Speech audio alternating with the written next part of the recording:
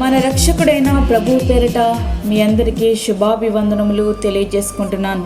Jesus new creation ministries ద్వారా ఈ రీతిగా ప్రతిరోజు ఆత్మీయ ఆహారమును మీకు అందించుటకు దేవుడిస్తున్నటువంటి కృపను బట్టి దేవునికి ఎనలేని కృతజ్ఞతలు.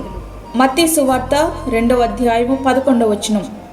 తల్లి అయిన మరియను ఆ శిశువును చూచి సాగిలపడి ఆయనను పూజించి తమ పెట్టెలు విప్పి బంగారమును సామ్రాణిని బోళమును కానుకలుగా ఆయనకు సమర్పించిరి. జ్ఞానులు తమ పెట్టెలు విప్పి కానుకలు బాలుడైన యేసుకు సమర్పించారు. మరి మన జీవితంలో కూడా మన హృదయం అనే పెట్టెలు విప్పి మన హృదయాన్ని ఆయన పాదాల చెంత కుమ్మరించి ఆయనకు మన హృదయాన్ని సమర్పించాలి. జ్ఞానులు సమర్పించిన కానుకలలో మొదటిది బంగారం. జ్ఞానులు బంగారమును సమర్పించడం ద్వారా ఆయన పరిశుద్ధుడు అనియు ఆయనను ఆరాధించేవారు పరిశుద్ధతతో ఆరాధించాలి అని వారు తెలియజేస్తున్నారు.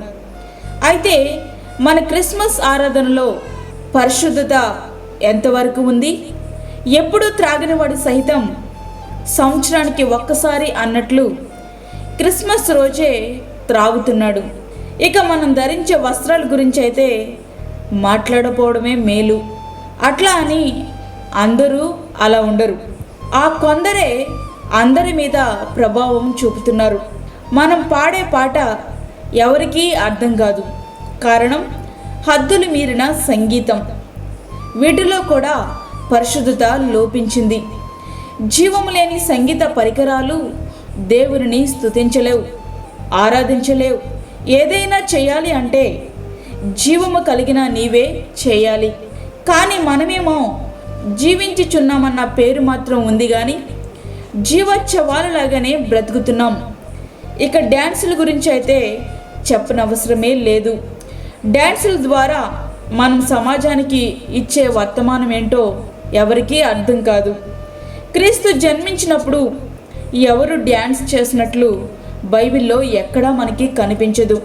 ఇదేనా క్రిస్మస్ ఆరాధన పేరుతో మనం సమర్పించే బంగారు కానుక?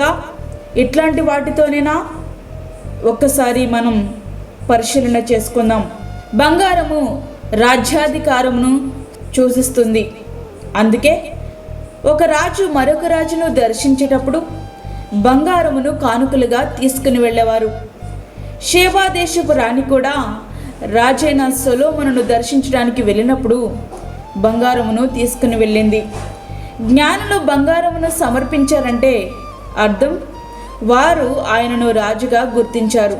అందుకే ఎట్లాంటి సందేహము లేకుండా రాజైన హేరోదు దగ్గరికే వెళ్ళి అడుగుతున్నారు, యూదులు రాజుగా పుట్టినవాడు ఎక్కడా అని. అట్లాంటి అనుభవం మన జీవితాల్లో లోపించింది. ఆయన రాజు అని చెప్తున్నాం, కేవలం అది మాటలకే పరిమితం. మన హృదయాన్ని పరిపాలించే రాజుగా ఆయనను మనం అంగీకరించలేకపోతున్నాం. మన మీద మనమే రాజుగా ఉండాలని కోరుకుంటున్నాము తప్ప మన జీవితంలో ఆయన రాజుగా ఉండడానికి ఇష్టపడలేకపోతున్నాం. కారణం మన జీవితాల్లో ఆయన రాజుగా ఉంటే మన ఇష్టాలు నెరవేర్చుకోవడానికి అవకాశం కుదరదని. ఇంకెంతకాలం ఇట్లా నీ జీవితంలో కొనసాగిపోతూ ఉంటావు? ప్రియ స్నేహితుడా, వాక్యం ఉంటున్నటువంటి ప్రియమైన దేవుని బిడ్డ, నీ జీవితంలో ఆయన నీకు రాజుగా లేకపోతే నీ జీవితానికి సార్థకత లేనే లేదు. సాతాను చెరలో మ్రగ్గిపోతున్న మనం కనీసం ఇప్పటికైనా మన జీవితంలో ఆయనను రాజునుగా చేద్దాం. ఆయన రాజరికంలో యువరాజులుగా మనం జీవిద్దాం. బాగుంది కదూ? జ్ఞానులు బంగారం సమర్పించడం ద్వారా మన పట్ల దేవుడు ఎట్లాంటి అద్భుతమైన ప్రణాళికను కలిగి ఉన్నాడో అర్థమవుతా ఉంది. హేరోదు యేసును చంపించే ప్రయత్నం చేస్తాడు. అందులో భాగంగా యోసేపు కుటుంబ సమేతముగా ఐగుప్తులకు వెళ్ళి కొంతకాలం అక్కడ జీవించవలసి వస్తుంది. ఇటువంటి పరిస్థితులలో వారి జీవనాధారం ఎట్లా? అందుకే జ్ఞానులు సమర్పించిన బంగారం వారి అవసరతలు తీర్చేదిగా ఉంది. అవును, కొన్ని సందర్భాలలో నీకు సమస్య రాకముందే పరిష్కారాన్ని ఆయన నీకు సిద్ధం చేస్తాడు. మరికొన్ని సందర్భాలలో సమస్య వచ్చిన తర్వాత ఆయన పరిష్కరిస్తాడు. ఇదెప్పుడు సాధ్యం అని అనుకుంటున్నారు కదూ?